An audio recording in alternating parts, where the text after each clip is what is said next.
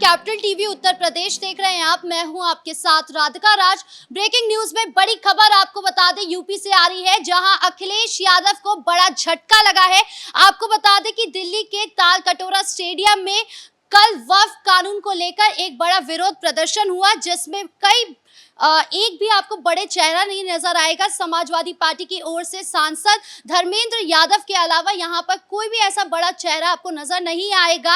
अखिलेश यादव जिस इंडिया गठबंधन पर ताल ठोकर कहते हैं कि वो 2027 में जो है इस पर जो है चुनाव लड़ने वाले हैं, उसके एक भी नेता जो है वहां पर नजर नहीं आए हैं। इसी पर तमाम अपडेट के साथ मेरे साथ मौजूद है मेरे सहयोगी नवेंदु सर। सर, ये किस तरीके का झटका लगा है कल समाजवादी पार्टी के प्रमुख को? देखिए, ये झटका तो बहुत बड़ा है, क्योंकि जिस तरह से पहले ये ढोल पीटा जा रहा था कि इस प्रदर्शन में पूरा इंडी गठबंधन जो है वो शामिल होगा, लेकिन इस तस्वीर में आप देख सकते हैं कि यहाँ पर सिर्फ दो नेता नजर आ रहे हैं। पहले धर्मेंद्र यादव जो अखिलेश यादव के भाई हैं, सपा सांसद हैं, और दूसरे मनोज झा जो कि आरजेडी के राष्ट्रीय प्रवक्ता हैं। इसके अलावा आपको कांग्रेस का कोई बड़ा नेता इसमें नजर नहीं आएगा। कहा जा रहा था कि यहाँ इमरान प्रतापगढ़ी पहुंचेंगे, इमरान मसूद पहुंचेंगे, दोनों कांग्रेस के सांसद हैं। एक सहारनपुर से लोकसभा के सांसद हैं, दूसरे राज्यसभा के सांसद हैं, लेकिन दोनों में से कोई यहाँ पर नहीं पहुंचे। इसके अलावा अखिलेश यादव की दोस्ती बहुत अच्छी बताई जाती है ममता बनर्जी के साथ, अरविंद केजरीवाल के साथ, और भी चाहे वो स्टालिन हो, ऐसे कोई भी बड़े नेता या उनकी पार्टी के कोई भी प्रतिनिधि इस वक्फ के विरोध प्रदर्शन में नहीं पहुंचे, जो इंडी गठबंधन का एक तरह से कहें तो पूरी तरह से ये बताता है कि एजेंडा जो था वो ध्वस्त हो गया, उनकी पोल खुल गई। और अगर 2027 चुनाव की बात करें तो निश्चित तौर पर यह अखिलेश यादव के लिए एक बड़ा झटका है। लेकिन इसका दूसरा पहलू यह भी है कि अखिलेश यादव हो या फिर और दूसरे नेता हों, वो यहाँ पर आने से इसलिए भी बचे हैं क्योंकि इस बैठक में असदुद्दीन ओवैसी एक तरह से प्रमुख थे, जिनका भाषण सबसे ज्यादा चर्चा में रहा है। और ये जितनी भी पार्टियां इंडी गठबंधन वाली है, सभी कहते हैं कि ओवैसी बीजेपी की बी टीम है, तो इस वजह से ओवैसी जहां भी जाते हैं नुकसान तो विपक्ष को ही करते हैं। तो इन्हें ये लगता है कि जिस प्रदर्शन की अगुवाई एक तरह से ओवैसी कर रहे हैं, वहां जाने से इन्हें बचना चाहिए। आपने देखा होगा कि बिहार में ओवैसी की पार्टी ने पिछले बार विधानसभा चुनाव में 5 सीटें जीती किशनगंज में, और उसमें से उनके जो 4 विधायक थे उन्हें तोड़कर आरजेडी ने अपने में शामिल करा लिया। इसके बाद से लोगों को, मुसलमानों को खासकर इस बात की समझ आने लगी, उन्हें लगा कि ओवैसी को अगर वो वोट देते हैं तो उनका वोट बर्बाद होता है, और इसलिए वो इंडी गठबंधन को ही एक तरफा वोटिंग करते हैं।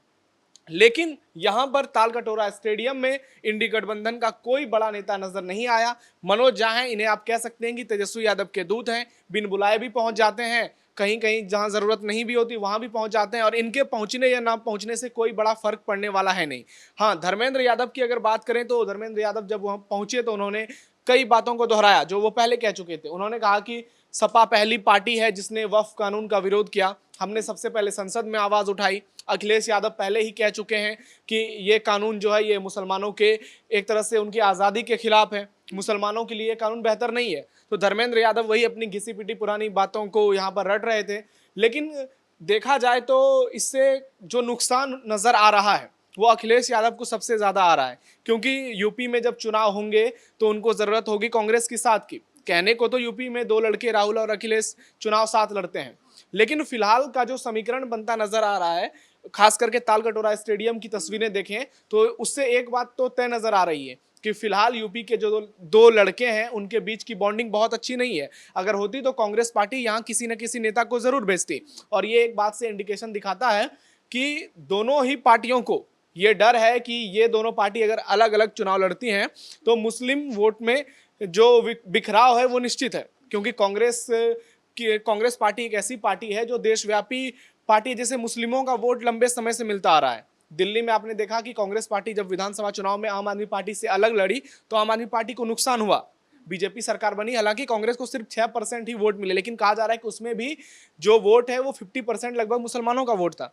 तो यूपी के लिहाज से तो ये बहुत अहम रहा। अब देखना ये होगा कि इसके बाद जो दूसरा बड़ा आंदोलन होता है, क्या उसमें ये विपक्षी नेता पहुंचेंगे या फिर नहीं पहुंचेंगे। सपा प्रमुख अखिलेश यादव की बात की जाए तो आज शायद उनको एक कंफ्यूजन जरूर हो रहा होगा इस तस्वीर को देखते हुए कि क्या इसके बाद उसको 2027 में इंडिया गठबंधन के साथ चुनाव लड़ना चाहिए या नहीं चाहिए, क्योंकि हो सकता है कि अगर आज एक झटका दिया है तो आने वाले समय में भी उनको कोई झटका दे सके। अगर 2024 लोकसभा चुनाव के प्रदर्शन को देखें तो जहां पर सपा और कांग्रेस एक साथ लड़ी थी तो प्रदर्शन बहुत ही शानदार रहा था और दोनों पार्टियां ने मिलकर 37 सीटें सपा ने जीती थी और 6 सीट कांग्रेस ने जीती थी और सपा सबसे बड़ी पार्टी बनकर उभरी थी। इसका सबसे ज्यादा फायदा तो कांग्रेस को ही हुआ क्योंकि कांग्रेस ऐसी ऐसी सीट जीत गई जो कहा जा रहा था कि कांग्रेस नहीं जीत पाएगी। अमेठी राहुल गांधी खुद चुनाव जीत गए तो फायदा तो ज्यादा कांग्रेस को हुआ, लेकिन जो वोटों का एक तरह से कहें जुड़ा हुआ वो दोनों पार्टियों के लिए बेहद अहम था। कांग्रेस का भी कुछ वोट है जो कैडर वोट अभी भी है जो यूपी में वो कुछ ही परसेंट में है और सपा तो सबसे बड़ी पार्टी तो जाहिर तौर पर सपा का दबदबा तो रहता ही है। लेकिन अब देखना होगा 2027 में जब सामने योगी आदित्यनाथ होंगे तो वहां पर अखिलेश और राहुल क्या कर पाएंगे, क्योंकि ये मुद्दा तो मुसलमानों का उठाएंगे और दूसरी तरफ ओवैसी भी नजर आएंगे और कहा जा रहा है कि ओवैसी तो अलग ही चुनाव लड़ेंगे जिस तरह से इनका रुख देखने को मिलता है हर चुनाव में। तो वहां पर कांग्रेस और सपा को साथ आना ही होगा।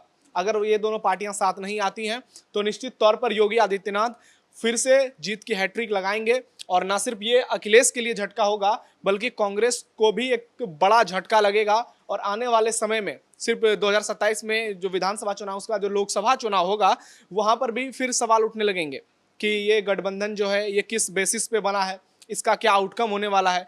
क्योंकि अब जो तस्वीरें निकलकर सामने आ रही है उन्हें देखकर यही लगता है कि दोनों पार्टियां सिर्फ अपना फायदा देख रही हैं।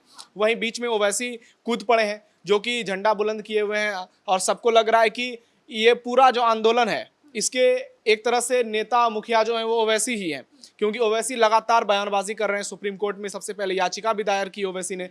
तो ऐसे में ओवैसी जहां पर होंगे मंच पर वहां सारे विपक्षी पार्टियों का एग्जिट होना तो मुश्किल नजर आ रहा है और 2027 में निश्चित तौर पर ये सपा के लिए एक बड़ा झटका है। जो भाजपा है उसकी बात की जाए तो एक तरफ तो वो वक्फ कानून को लेकर एक कानून तो लेकर आ ही गई है, लेकिन उनको कहीं ना कहीं आइडिया है कि बहुत बड़े पैमाने पर जो है मुस्लिम उनके साथ खड़े नहीं है। कहीं पर भी हंगामा हम देख रहे हैं कि कहीं कहीं पर हंगामा हो रहा है, विरोध प्रदर्शन हो रहा है, अलग अलग बैठक भी हो रही है, जिसके बाद उन्होंने ये निर्णय लिया है कि हम डोर टू डोर कैंपेन करेंगे, मुस्लिम घरों में जाएंगे, उनको बताएंगे कि आखिर कितना फायदा करेगा उनको ये कानून। तो उनकी जो ये स्ट्रैटेजी काम आएगी। देखिए ये स्ट्रेटेजी बिल्कुल भी काम नहीं आने वाली है, क्योंकि इससे पहले और जैसे धारा 370 की बात करें, ट्रिपल तलाक की बात करें, NCA की बात करें, तो अगर डोर टू डोर कैंपेन की बात करें तो पहले भी इन्होंने किया। कई बड़े नेता हैं बीजेपी के जैसे शहनवाज हुसैन है, मुख्तार अब्बास नकवी हैं, यूपी में दानिश आज़ाद अंसारी हैं। ये लोग लोगों को समझाते हैं, कहते हैं, लेकिन अगर इनके बातों का कोई बहुत बड़ा प्रभाव होता तो वो चुनाव के नतीजों में नजर आता। वहां तो एक तरफा यही दिखता है कि जो मुसलमानों का वोट है वो बीजेपी के विरोध में ही जाता है और इस बात की पूरी संभावना है कि आने वाले चुनाव में भी ये वोट जितना इंटैक्ट पिछले चुनाव में रहा था उससे और भी ज्यादा होगा, क्योंकि बिहार में भी जेडीयू कहा जाता है कि जेडीयू को मुसलमानों का वोट मिलता था, लेकिन जेडीयू के भी नेताओं ने किनारा कर लिया, वहां भी इस्तीफे का दौर जारी है लगातार।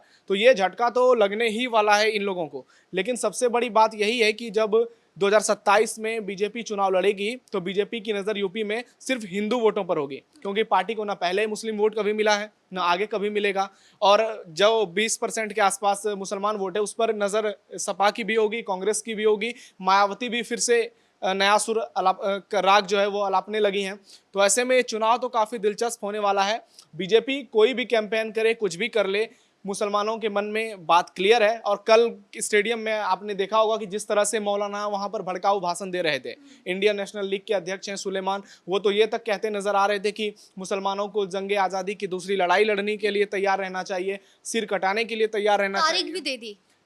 इससे कुछ होने वाला नहीं है। उन्होंने 30 अप्रैल को एक ब्लैकआउट डे मनाने का फैसला किया है। कहा जा रहा है कि उस दिन जो ये जितने भी मुसलमान हैं देश के वो अपने घरों में या फिर धार्मिक स्थलों पर बत्ती बुझाएंगे आधे घंटे के लिए।